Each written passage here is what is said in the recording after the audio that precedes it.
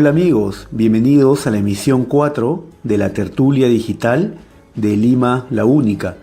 En la semana pasada hicimos una transmisión respecto a los mitos de Lima. Por supuesto que estos quedaron cortos, ya que hay muchísimas historias más que se cuentan de nuestra ciudad que no son exactas o ciertas. Y en esta transmisión vamos a seguir hablando de algunas de ellas. Entonces, el tema de hoy es Mitos de Lima, parte 2. Donde hoy está ubicada la Plaza Grau, en esta explanada abierta donde pasan los carros y en cuyo centro se encuentra el Monumento a la Gloria, justamente homenaje al almirante Miguel Grau, estuvo en otros años un monumento dedicado a don José de San Martín. Este monumento, que era un obelisco coronado por la figura de un ángel, fue donación de coronel peruano Lorenzo Pérez Roca y estuvo ubicado en ese lugar hasta que en 1925 se trasladó a Barranco, donde hoy se encuentra en el cruce del Paseo Sáenz Peña y la Avenida San Martín. Aquí hay un dato que aclarar antes de ir propiamente al mito que quería dilucidar. Es que en muchos textos se menciona que Lorenzo Pérez Roca era un militar argentino, y esto es falso. Él es peruano, la familia vive aquí en Lima, y fue este peruano quien donó el monumento de San Martín, el obelisco que estuvo colocado donde hoy se encuentra la Plaza Grau. Como les decía, este monumento fue llevado a Barranco en 1925. Se colocó en el cruce del Paseo Sáenz Peña y la Avenida San Martín, y hoy se luce en ese lugar. Sin embargo, la figura del ángel, que en la ubicación original coronaba el monumento, no se encuentra. El mito es de que muchos decían de que en el traslado se perdió. Nunca se supo, y por ahí hay un texto que dice que el ángel voló. Lo cierto es que el ángel sí llegó a Barranco.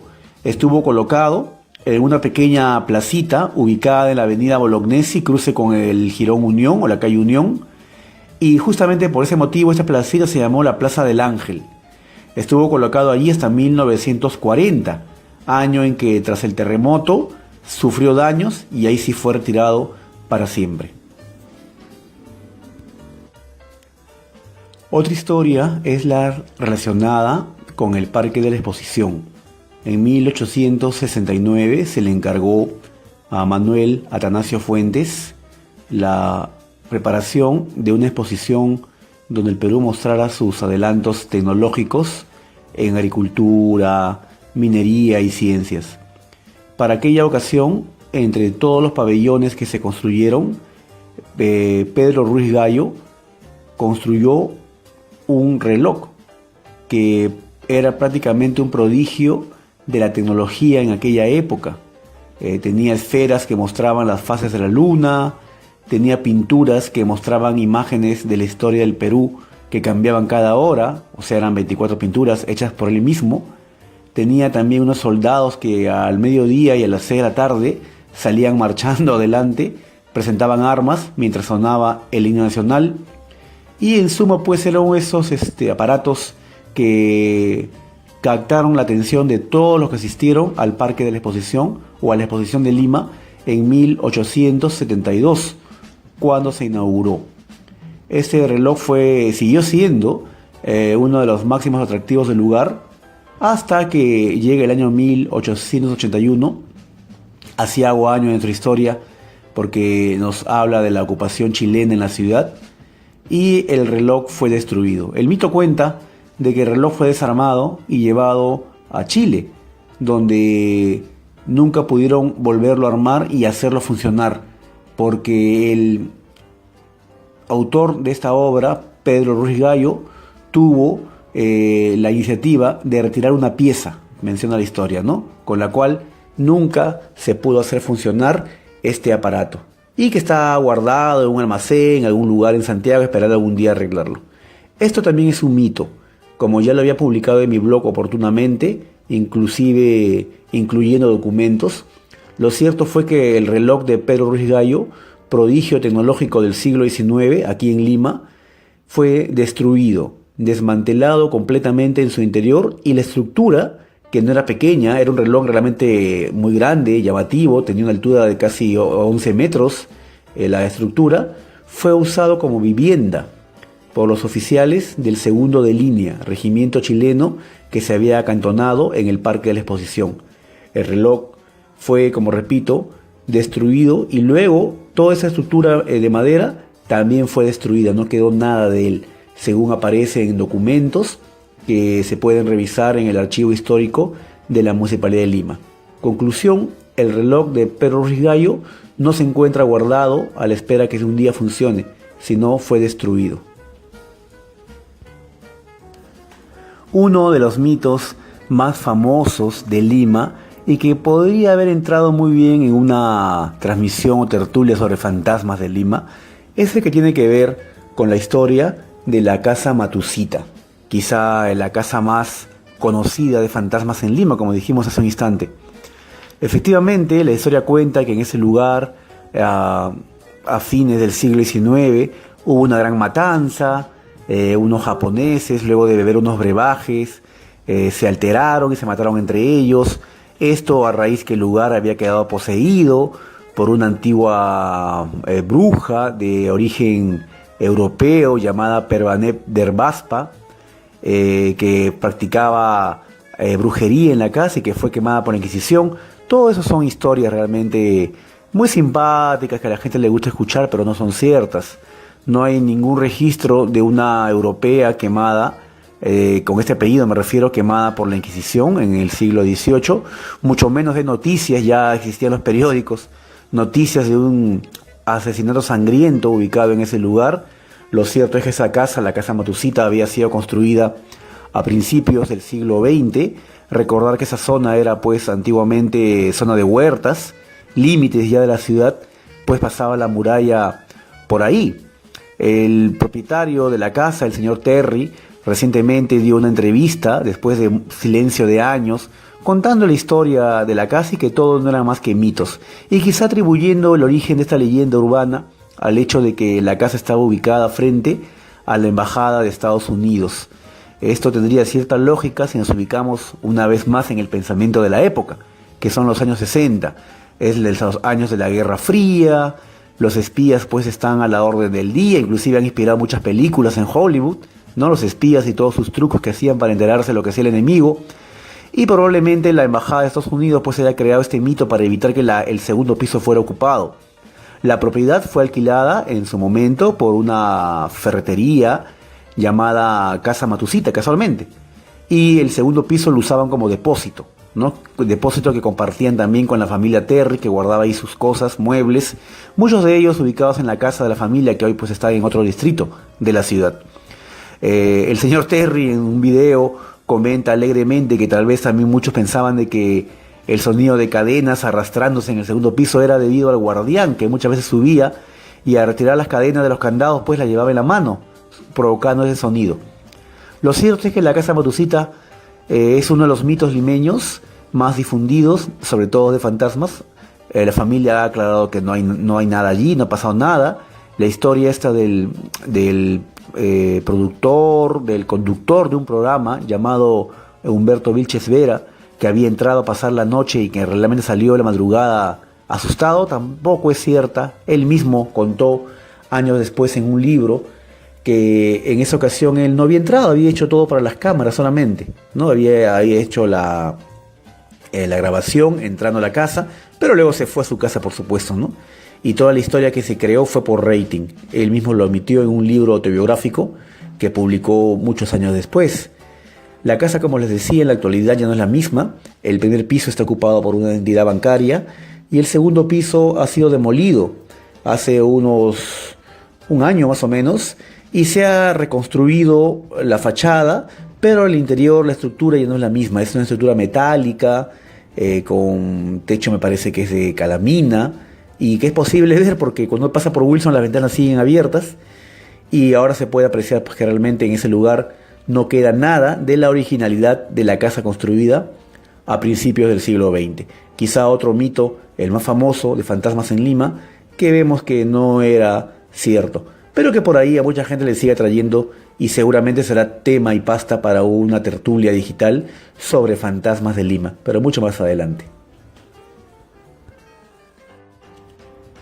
Otro de los mitos que felizmente ya se está descartando, pero que igual mucha gente aún lo acepta como cierto, es la que cuenta que Micaela Villegas, la Perricholi, de quien ya habíamos hablado en la primera parte respecto a la que fue su casa, es la que cuenta que ella nació en Huánuco, una historia que está avalada por una tradición de Ricardo Palma, llamada Genialidades de la Perricholi. Él menciona que esta mujer nació en Huánuco, en un desolado paraje, que era una mujer pobre y que era fea además, añade Palma, ¿no? Y mencionando pues las aventuras, ¿no?, que ella tuvo que pasar y vivir, que la convirtieron en un personaje pintoresco de nuestra historia virreinal. Bueno, muchos investigadores, genealogistas y escritores ya en años recientes se han encargado de demostrar con documentos, como debe de ser, los orígenes o el nacimiento de Micaela Villegas, la Perricholi. Hace poco, leyendo un libro compilado por la Universidad Católica, en un ensayo se publicaba un artículo respecto al virrey Amat y por supuesto pues sus amores, entre los cuales se menciona la Perricholi. En este artículo se explica que, según documentos, Micaela Villegas nació en Lima y va más allá. Según el genealogista Durán, a quien se cita, ella habría nacido nada menos que en los barrios altos, en una calle que hoy sería el Jirón Ayacucho. Casualmente, cosas de la vida, la misma calle donde nacería años después Ricardo Palma. La casa grande de la familia Villegas, ubicada en este lugar, es el espacio que se cita como lugar de nacimiento no solo de ella, sino también de todos sus hermanos, que fueron bautizados junto con ella en la parroquia del Sagrario, documento que existe. Luego, en su partida de matrimonio, aparece también Micaela Villegas, nacida en Lima, lo mismo que aparece en su partida de defunción. Muchas veces, como vamos viendo, la fuerza de repetir un error por muchas bocas se convierte en realidad. Decía César Reboredo respecto a esta historia: más fácil es repetir que investigar. Y por supuesto no se puede negar las grandes dotes literarias de don Ricardo Palma, gran tradicionalista, pero él no es una fuente histórica. Entonces sería un error imperdonable no citarlo a él como fuente histórica, y en ese caso pues queda probado así. Una tradición pintoresca, ¿no?, como las que solía hacer Ricardo Palma, aceptada como verdad y repetida por muchos, respecto a que Micaela Villegas no nació en Lima, sino nació en Huánuco, cuando los documentos muestran todo lo contrario. Por cierto, ella en su testamento solicita ser enterrada al ingreso al convento de los Descalzos. Menciona el párrafo para que pueda ser hollada por todos aquellos que visiten ese santo lugar, menciona en el testamento, ¿no? Hollada quiere decir pues pisada, ¿no?, porque estaba enterrada en el suelo debajo de los que entraban al convento de los Descalzos. Entonces, Micaela Villegas nació en Lima y está enterrada en la actualidad en el ingreso al convento de los Descalzos, muy probablemente en la portería, o al ingreso a la portería, o al actual museo, que como se sabe fue antiguamente pues un cementerio. De paso aprovechamos para desmentir otro mito que ya está empezando también a tomar ya fuerza por muchos, personas un poco desorientadas, que cuentan que Micaela Villegas está enterrada en el cementerio Presbítero Maestro, debido a que en el pabellón más antiguo de todos, el pabellón de la Resurrección o el cuartel de la Resurrección, existe una lápida con su nombre. Esto también es falso. Esa lápida con su nombre, que está en el cuartel de la Resurrección, en el Cementerio General de Lima, es una lápida pintada para la serie La Perricholi, que hace unos 4 años emitió América Televisión, Canal 4. Y en la recreación se hizo pues simulado entierro en el lugar. No sé por qué dejaron la lápida pintada y hoy algunas personas desorientadas le dejan flores en el lugar. pensando que ahí está enterrada Micaela Villegas, cuando ahí no está enterrada ella al ingreso al convento de los Descalzos.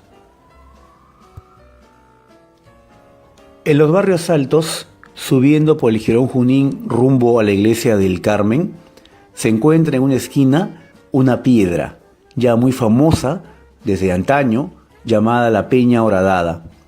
Esta piedra, que se ubica allí desde tiempos inmemoriales, en la esquina del Jirón Cangallo con el Jirón Junín, tiene también sus orígenes bastante pintorescos, basados en la tradición por algunas personas, en otros casos una explicación también urbana, social, y en otros casos una explicación religiosa en cuanto a su importancia prehispánica. Lo cierto es que cuando uno llega a la piedra que está en la esquina indicada, se encuentra con una placa que indica la supuesta tradición de Ricardo Palma, donde se cuenta que el diablo, haciendo de las suyas por el lugar, al ver la aproximación de unas imágenes religiosas, buscando dónde huir, chocó con la piedra, haciendo pues con sus poderes infernales un orificio por donde escapó, dando un gran suspiro de alivio que fue escuchado por toda la ciudad. Ambas calles toman el nombre, la cuadra 10 del Jirón Junín es la calle Peña Horadada, y una calle siguiente, que es el Jirón Cangallo, se llama la calle del Suspiro. Ambos nombres en base a esta historia de la fuga del diablo tras atravesar esta peña o esta piedra. Y la placa esta que menciono, que está en la esquina, cita como fuente en la parte inferior las tradiciones peruanas de Ricardo Palma. Y está la placa confeccionada por Cerámica Iturri, que también tiene su firma colocada pues en el ángulo inferior derecho. Lo cierto es que esta historia o tradición no figura en ninguna de las tradiciones de Ricardo Palma. En los 6 tomos del que se componen todas sus series, al hacer una búsqueda intensiva en el índice, no aparece esta tradición. Por tanto, es una historia urbana, una historia popular que ha sido atribuida a Ricardo Palma, dándosele con este hecho pues ya una veracidad, ¿no?, respecto a su historia. Mucha gente, por supuesto, no cree esta historia del diablo, ¿no?, caminando por las calles y escapando pues haciendo un hueco de una piedra en una esquina. Otra explicación que la solemos compartir cuando hacemos los paseos en barrios altos en el lugar, contamos que probablemente este sea los restos pues de un oráculo, una huanca, ¿no?, un oráculo prehispánico. Y esto se justifica porque cada 21 de diciembre hay un grupo de personas que, buscando pues recordar esta parte de nuestra memoria, hacen una ceremonia en el lugar, una ceremonia en la cual hacen con sonido de pututus, acompañan pues pavos a la tierra, con maíz, con hojas de coca, como repito, recordando la importancia prehispánica además del lugar, puesto que ahí quedaba muy cerca, y eso lo cuenta María Rostorowski, el oráculo del Rímac, que tenía un templo ubicado donde hoy son las inmediaciones de la Plaza Italia, casualmente muy cerca a la Peña Horadada.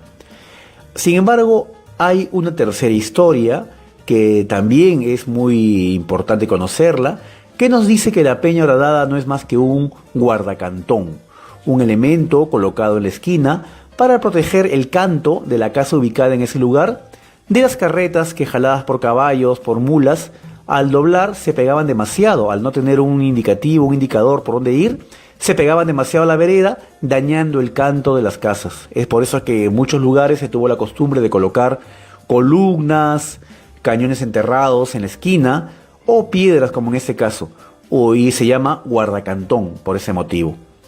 Lo cierto es que hace muchos años, antes que se demuela la casa que existió, que todavía ya alcancé a ver en esa esquina, la piedra no estaba exenta como parece hoy en la vereda, estaba adosada a la pared del muro de la casa que acabamos de indicar, lo cual obviamente pues lo hacía parecer por lo menos como un guardacantón, ¿no?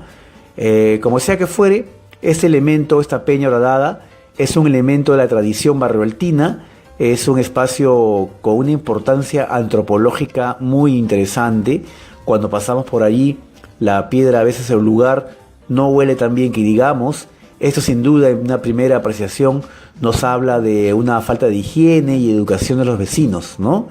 Sin embargo, la explicación antropológica sería que siendo la piedra asociada al diablo y estando esto muy grabado en el imaginario de los vecinos, una justificación de que siempre esté sucia, de que siempre huela mal, es porque la gente casualmente hace esto a propósito, ya que si es el diablo, te doy lo peor, no te quiero y te ensucio, y esa es en todo caso la explicación que buscamos hallar a los olores que muchas veces acompañan este espacio patrimonial ya desde sí, Barrio Altino. Esa es en suma la historia de la Peña Horadada, un elemento patrimonial con muchos mitos en realidad alrededor de ella. Otro mito limeño, peruano en realidad, es el siguiente. Si tienen una moneda de un sol a la mano, observen la parte del escudo. Se va a poder apreciar allí, hacia el lado izquierdo del escudo, una rama de olivo que tiene dos puntas dobladas. La historia cuenta de que se empezaron a acuñar las monedas con esas dos puntas del olivo dobladas a raíz o como homenaje por la pérdida de Arica y Tarapacá, ¿no? Después de la guerra con Chile. Y es el recuerdo en todo caso de estas ciudades perdidas. Esto no es tan exacto porque ya hay monedas anteriores a la guerra que tienen la punta de la rama de oliva doblada. Inclusive también aparecen grabados de épocas cercanas a la independencia. Otra explicación es que originalmente fueron tres, ¿no? Tacna, Arica y Tarapacá. ¿Por qué no serían, como dicen, si fueron acuñadas después de la guerra, las tres puntas dobladas, no solamente dos? Entonces, esto no deja de ser, al parecer, otro mito limeño, peruano, respecto a estas puntas dobladas. Lo cierto es que las puntas o la rama del olivo es muy difícil de doblar. Cuando uno lo dobla, vuelve a regresar a su lugar, ¿no? Y lo podrán comprobar, sobre todo si tienen una rama de olivo cerca, o en el Domingo de Ramos, cuando hacen estas cruces que venden fuera de las iglesias, no una ramita e intenten doblarla, tienen que amarrarlas con unas pititas para que para que tenga la forma de la cruz, porque como repito, las ramas siempre vuelven a su lugar, en el caso de las ramas de oliva. Al parecer estas son licencias que se toman algunos artistas, autores de estos diseños o estos grabados, ¿no? Y que han sido interpretadas justamente buscando una explicación respecto a su origen, que en este caso, como repito, no tiene un análisis tan contundente, pues esas puntas, como vuelvo a decir, ya aparecían dobladas en imágenes del escudo anteriores a la guerra. Así que por ahí tal vez hay otro mito limeño que poco a poco hay que ir desentrañando, sobre todo encontrando más imágenes de escudos del siglo XIX anteriores a la guerra que ya mostraban las puntas dobladas, que estoy seguro que hay y más de una. Realmente, revisando una pequeña lista que había hecho sobre mitos, hay muchísimos más. Todavía yo creo que va a haber una tercera parte de los mitos de Lima. Parece ser inacabables en realidad. Está la historia del pisco sour, está la historia, por ejemplo, de las huacas en la Plaza Mayor de Lima, está la historia del esqueleto de Pizarro, etcétera, ¿no? No digo pues que sean mitos, pero siempre tienen historias alrededor que hay que ir poco a poco aclarando, o en todo caso añadiendo nuevos elementos que nos permitan tener una visión más amplia del tema que muchas veces es tratado a la ligera, convirtiéndose así en un mito limeño. Espero, amigos, que les haya agradado esta tertulia digital. Es la emisión 4, con mucha emoción, con mucho ánimo. Grabo este programa para compartirlo, ya que considero que la información se debe compartir, ¿no? Una de las ventajas que tienen las tecnologías actuales es que todos pueden estar al alcance de la información. Esta debe ser accesible a todos. Los años de oscurantismo ya pasaron, han quedado en la Edad Media. Los años en que la investigación solo se centraba a un grupo reducido de personas iluminadas tampoco ya no es el presente. Hoy día todos pueden acceder a la información, pero por supuesto lo que siempre decimos es manejarla con con mucho cuidado, siempre revisando fuentes, para no decir cualquier cosa, ¿no? Para no compartir cualquier cosa. Nuestra ciudad tiene muchas historias que, contadas adecuadamente, pueden generar una reacción de cariño, de amor por ella, que es lo que buscamos compartir en cada emisión de la tertulia digital de Lima la Única. Se despide su amigo David Pino. Hasta la próxima.